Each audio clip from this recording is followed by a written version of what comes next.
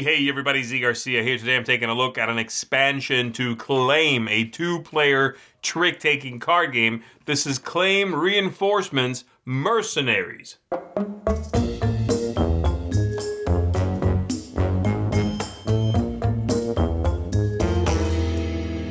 In this expansion, you are going to get a few new factions you can choose to add to the game. This can be combined with Claim or Claim 2, the sequel to the card game. So you can choose which factions you throw in there, remove some of the original ones, throw these in there. You're also going to get the Mercenary title of this is coming from some heroes that you can now choose to shuffle, remove some cards from the game, and add a few of these sight unseen, and they're going to mess with how the game works. They'll give you new abilities when they show up in play. I'm not going to be showing you how to play Claim, of course. I'm just going to be showing you how to play this expansion. I'm only showing you the table here. We'll do this quick and dirty.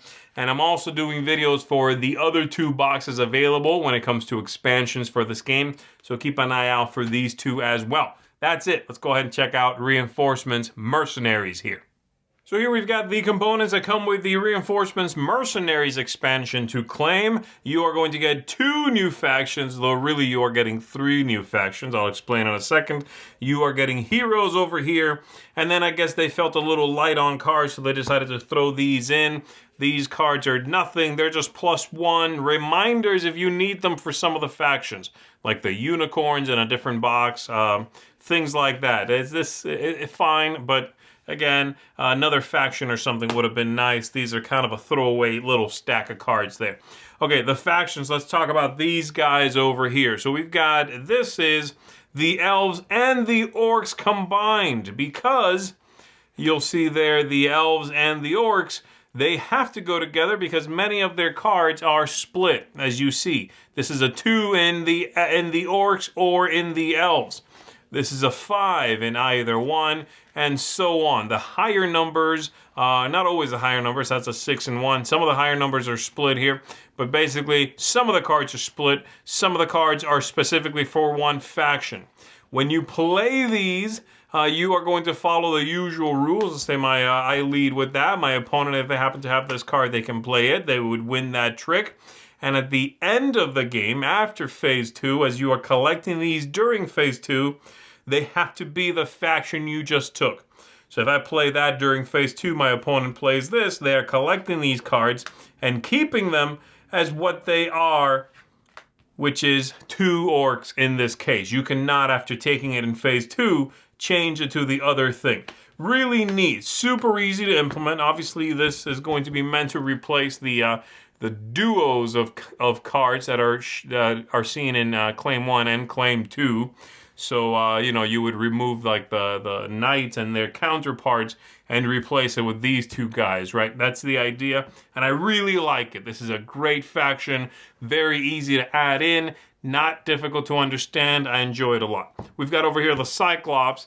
These guys are very simple. The idea here is at the end of the game, whoever took the fewest of these is going to be the one to claim the faction, not the most. It's uninteresting. It just takes the game for this one faction and changes the condition. You want to avoid these instead of take them. You have to take at least one, but after that, you just want to avoid them. That means generally speaking, the weaker numbers here are better. You still do have to win one, so there is that.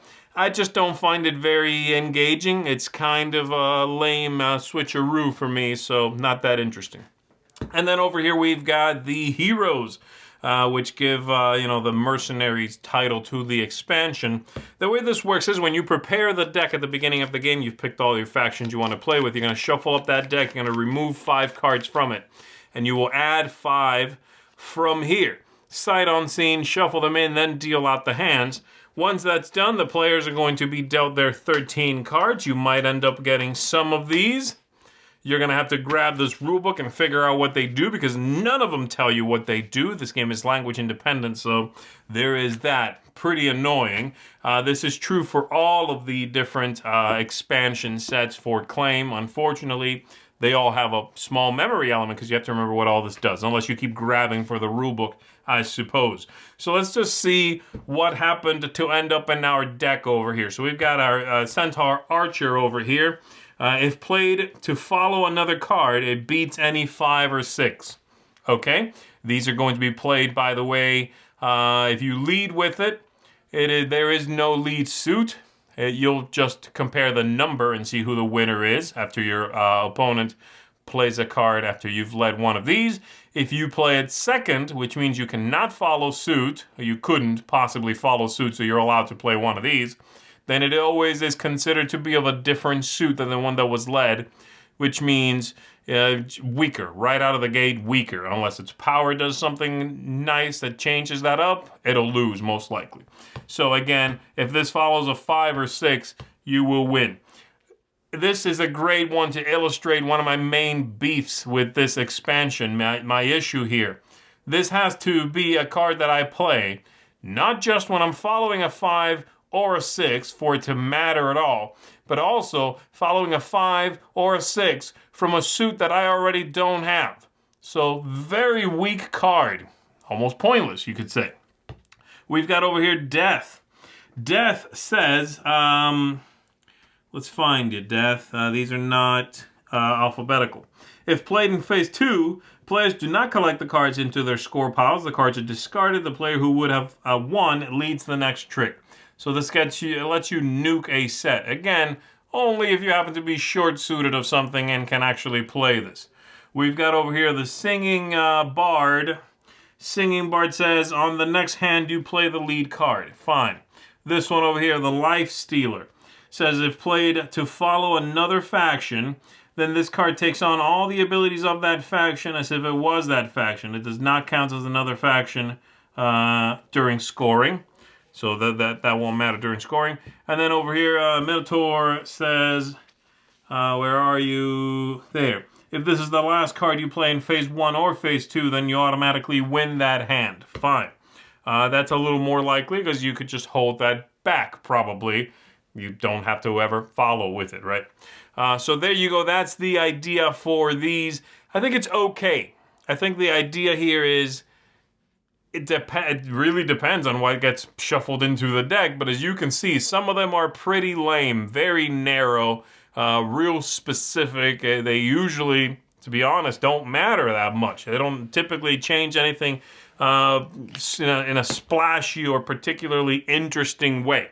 So that's what those do. I think this faction, or rather this expansion, is okay. This is an okay variant whenever I feel like I want to mix up the game a little bit. And I do like these two guys here, this couple of factions combined, while I think the Cyclops is merely another faction. I'm unlikely to pick it and shuffle it into my mix when I'm playing the game. So not that impressive for me, not something I'm going to be using a lot, but if you like the idea of these characters, of mixing in the heroes, then this might be one that you really enjoy. This is going to get a 6 out of 10 from me. I would say it is the middle of the 3 expansions. This is the one that I would get second anyway. And so there you go. That is Claim Reinforcement Mercenaries. 6 out of 10. All right, everybody. I am Z Garcia. Thanks for checking this out. I'll see you on the next one.